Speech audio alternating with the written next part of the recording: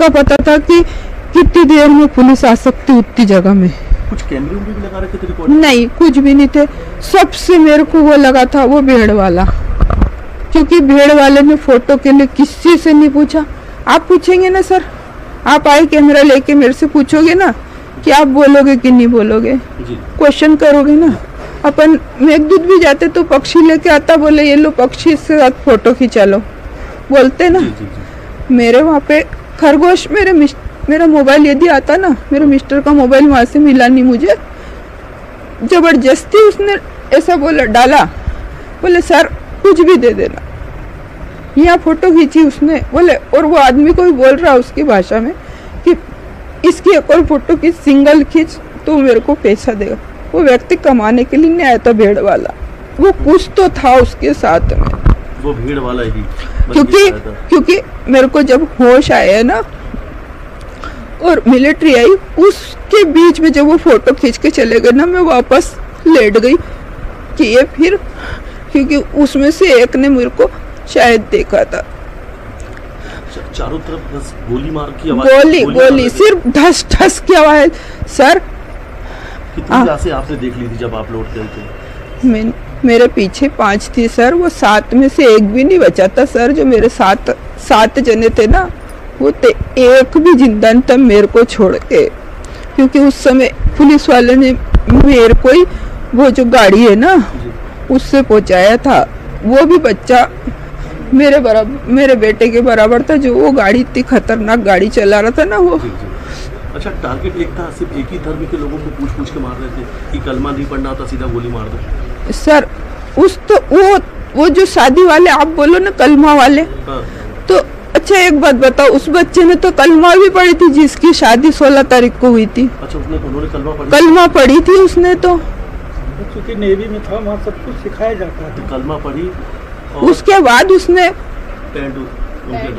हाँ, तो सर उसने तो कलमा पढ़ी थी ना। मजहब के निशान जो है वो देख के मार दी होगी। शायद हो सकता है।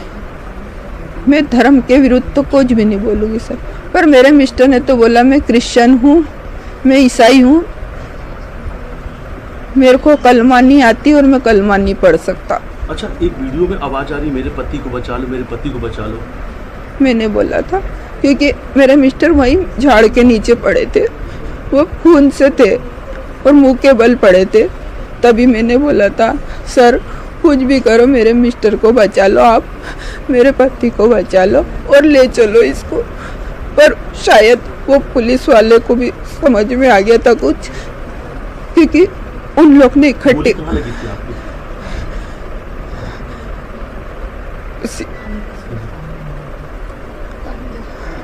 सर उनका क्या होगा आप बताओ ना। आप वीडियो बनाते, ये वीडियो वायरल करते सब, आप बताओ।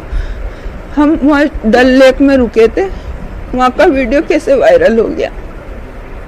हम 4 जने, पति पत्नी और मेरे बच्चे थे। हम 4 दिनों का वीडियो मैंने दूसरे के फोन से देखा, वो कैसे वायरल होता?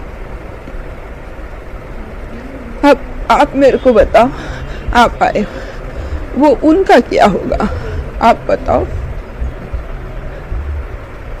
मैंने तो मेरी जिंदगी खो दी, मेरे बच्चों का, मेरे बेटी का कौन क्या करेगा सर? कितने घंटे वहाँ पे दहशत का माहौल रहा? लगभग कितने घंटे तक लोग दहशत में रहे? सर 2 से 2.5 घंटा पूरी तरीके से आतंक मचा रहे थे लोग। सर जिस तरफ हम भागे ना उस तरफ भी गए, और सामने बहुत सारे पेड़ बड़े बड़े, वहाँ पर भी बस ढाई ढाई की आवाज आ रही थी। बस जो ये 16 वाली लेडीज थी ना, इसने अपनी पूरी मत लगाई और उसको कुछ बोला, वो मैंने नहीं सुना, मैंने दूसरों से सुना, पर मैंने वो नहीं सुना क्योंकि वो दूर थी, मैं बहुत दूर थी।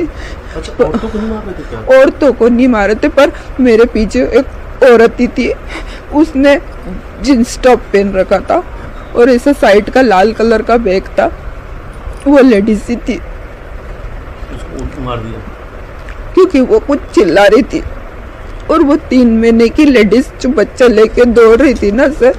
और सर ये छोटे छोटे बच्चों को ही मारता है क्या?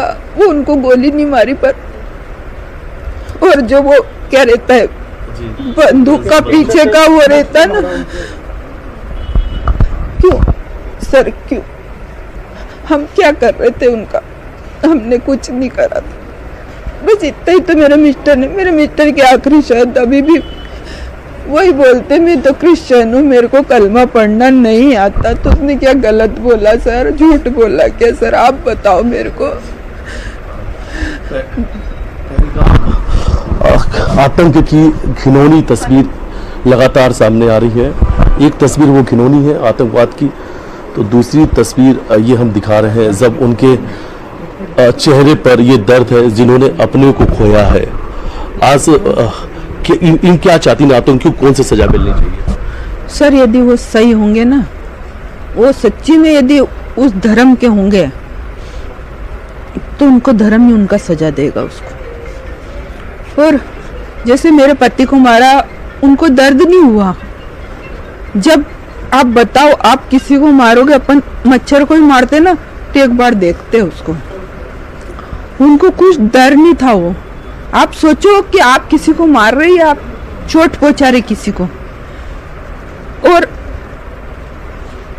और आप उनके सामने वीडियो बना सकते हो, फोटो खींच सकते हो, तो उनको डर ही नहीं था।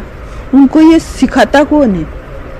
16 साल 20 साल वो बच्चों को सिखाता कौन है?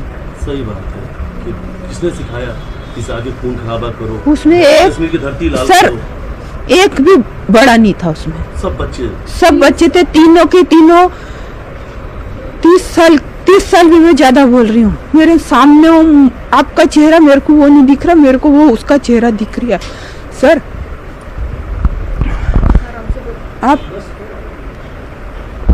कोई भी नहीं देख सकते। ये तस्वीर देखिए हमने दिखाई है और इस दर्द को आप समझ सकते हैं कि परिवार पे क्या बीत रहा होगा।